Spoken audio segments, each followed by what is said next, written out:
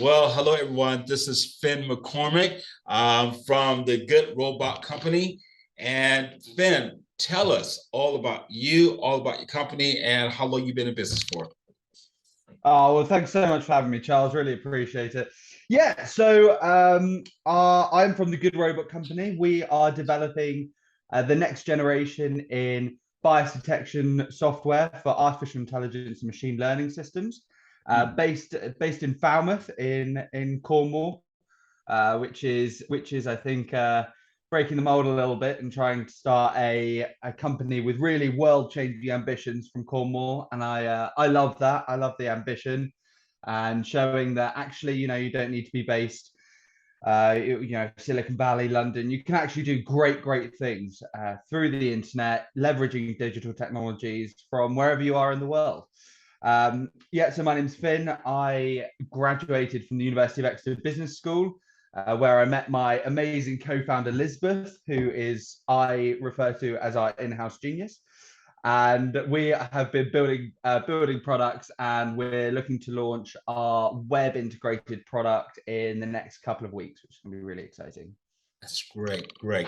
And what kind of products are you looking to launch at this moment or in the next few weeks there? Yeah, so currently we've been working mostly with enterprise clients, and we've still got more negotiations ongoing with some enterprise clients, but moving away from the bespoke bias detection engagements that we've had, we're actually looking at rolling out a web integrated product, which I've mentioned already, and this is really exciting. So what it's going to be is artificial intelligence and machine learning developers will be able to go on to our website, access our product for a much more reasonable fee, and you're going to be able to go in there, upload your artificial intelligence program, upload your data, and receive really in-depth, detailed analytics on and mapping of the bias that is appearing within your system. Hmm. So, unlike sort of competitors, so there are a couple out there, but we aren't doing what is in the market already, which is a good sign, I think, for any business. But actually, what we're doing is we say next generation, and I think that's it's such a cliche thing to say. Everyone's like, cutting edge, and everyone's like, yeah. But how is it different? And really, what we're doing, this web integrated product, is you're going to be able to see in detail how the bias within your system is interacting with each other, how it's layered. And in that way, our products can actually unveil and map hidden bias within your system, which is crazy. It's not been done before. And I think it's so Wow. important that we're able to do this to improve what artificial intelligence can be. Wow. That's just awesome. And what would you say, who's your best customer at the moment? I mean, because you could, operate anywhere in the world by Cornwall. So who's your best customer? Yeah, it's really interesting you asked that actually, because we have gone on a journey, much like many startups, where we kind of have a philosophy where if we can make a decision, we'll make it off the data that we've got. And that's very much how we operate, very data driven decision making. Okay. That being said, when you are a startup, you sometimes don't have access to that data. So our second motto is learn by doing. So that is what we have done. And, we went out and we got some enterprise clients. We were starting to focus on sectors. So we were really focused on um, real estate, infrastructure, utilities, energy, and there's a couple of reasons why sort of manufacturing, and there's reasons why we were focusing on those sectors. But actually, we've changed our tactic altogether now. So our customers really that we're focusing on are the ones that are coming to us with issues around their hiring, HR, recruitment, artificial intelligence systems. And the reason we've done that is because we were having a lot of enterprise clients come to us from really different fields, from management consulting to a really large tech company, actually. And they were coming to us and they were saying HR, AI, hiring AI is our problem. That is our pain point. So now with the web integrated product, we're speaking consistently to companies that are using AI in hiring, which is most large companies at this point, And we are specifically focusing on them. So the web integrated product, anyone with a hiring, recruitment, HRM, human resource management, AI will actually be able to use our web integrated product from, as I said, next couple of weeks. So those are really the clients we're focusing on now. So we're focusing it more on artificial intelligence applications by use case rather than by sector. So that's sort of been our journey, going from, well, let's just find out, and now we've got the data, and that's what we're focusing on. Wow, wow. And speaking of journey, I mean, as a business leader, since you've been in business, what has been, I say, what have you found about yourself in this journey as being a business leader? Oh wow, that is actually, Charles, that's a really good question, because I don't think we think about it enough. Actually, I honestly, when was it? It was I think a couple of days. Yeah, it was 2 days ago. I went for dinner with a very good friend of mine in London, who actually happens to be in HR recruitment AI actually. And I was like, hey, why don't we go for dinner anyway? And I was having dinner with her in London, and we were chatting, and it was like, it was talking very much about the journey of starting a business, and I was saying it's crazy because it's indescribable starting a startup, and having, starting any business, because when you're really going for it, it is absolutely crazy. I mean, it's a roller coaster. From the beginning of the day, you're like, this is the best day ever. I am the best business person that has ever existed. And then by 2 o'clock, you're like, why am I doing this? Something's happened, and you're like, this is the stupidest decision I've ever made. Oh. And then by the afternoon again, you go home and you're like, I'm saying to my sister and partner or whatever, I'm like, yeah, I'm going to be a millionaire. This is going to be great. And it's like a whole roller coaster you've gone through, right? Yeah. And I was talking about how that has affected me as a person, and Lisbeth as well, my co-founder. I think it's very much a case that I've got resilient, I suppose, is probably quite a good word, but more, I think, on a really, really personal level, I'm getting a lot more in control of like my emotions and my mood, and because when you are going through those gut punches, those real, like, this is, that moment that I joked about. I mean, we can all laugh about it because we're not in it right now, but when those things happen, but things go wrong with your business, they are terrible, and you are really unhappy, right? Yeah. And those are the moments where it's most important to have all your positivity, all your enthusiasm, all your ambition. That is when you really, really need them. When it's going well, anyone can do it. Yeah. It's when you're in those down moments, right? And I think going through this journey, I've really been able to see how actually the external forces of whatever's going on, it shouldn't really impact, or you can't let it impact you as a determined, ambitious business owner and entrepreneur, right? So I think that's, personally, in my journey, that's what's changed the most. That I've been able to, in those sort of lower moments, I've been able to stay, and increasingly I'm able to stay really positive, really enthusiastic, be like, hey, actually, we had one recently. Sorry, you're like, Charles, I was just simple questions. No, I'm gonna go on a tangent. Sorry.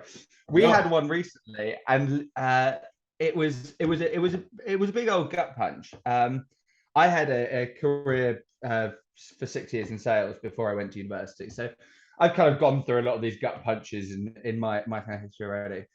And this was our first big one. This was this big gut punch. Oh, this was the deal. This was going to be a great deal. It's going to fix everything. That kind of mindset you get in about deals you're doing, and it didn't happen. And I kind of had my suspicions it might not happen. But Lisbeth saw the message as well, and I called up Lisbeth and I said, "Yes, congratulations! What great news!" And she was like, "What are you talking about?" I said, "Hey, we've got our first gut punch done. Let's do it. We've got one in the bag. Let's keep going. This is great. Everyone goes through this. This is part of our journey. Like, nice. We're making progress." Yeah. Well, I would say that during this journey, I would say what has been your biggest learning for you as a business leader since you've been on your journey? What has been your biggest learning?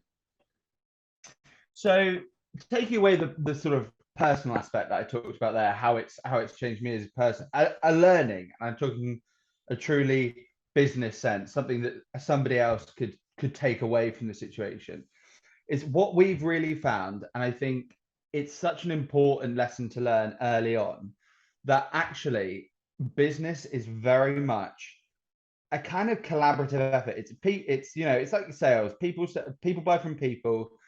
People do business with people. It's very much like a people orientated thing. And I think in a lot of my career and a lot of the books I've read and videos I've watched and Mhm. articles I've read, etc., you kind of get the impression that business, you've got to be this kind of hard-nosed, like cutthroat kind of business person. And I think actually, from a very matter of fact perspective, the best relationships and the most profitable opportunities we've managed to leverage so far have been because we haven't been like that at all. We've been polar opposite. We've been very transparent, very straightforward, and most importantly, kind of more going with a collaborative approach rather than a what can I get out of this. And Mm, I mm. think if you go into situations like and find out what the other person wants, and then you can talk about how you can both get what you want. Or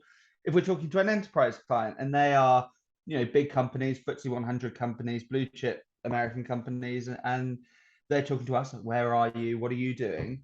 We're very much like, well, this is where we are. We're a young startup. We're developing these products.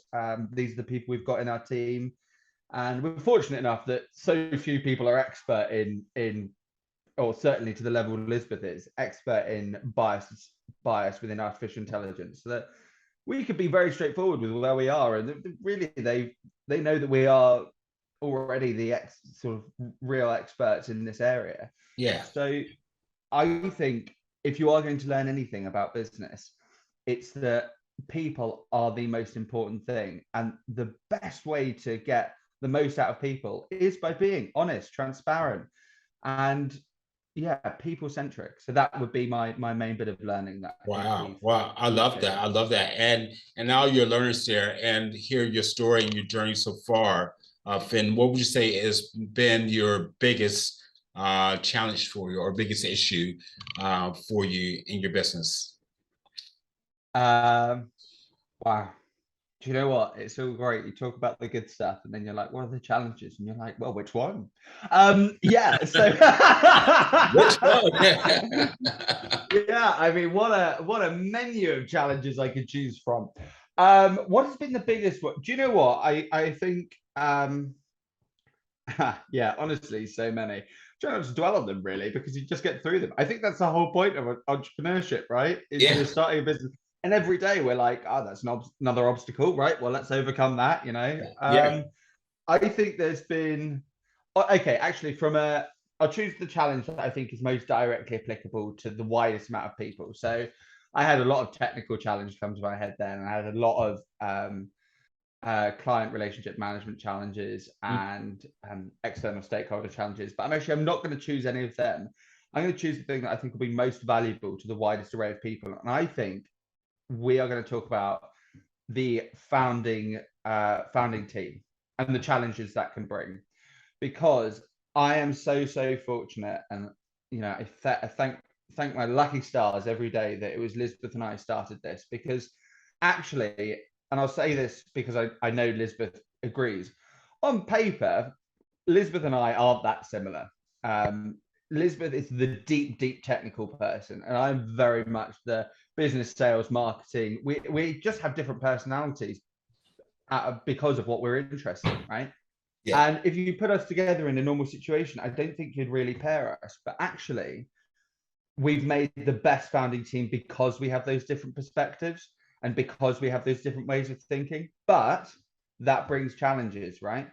Yes. And we're increasingly describing it as like a marriage.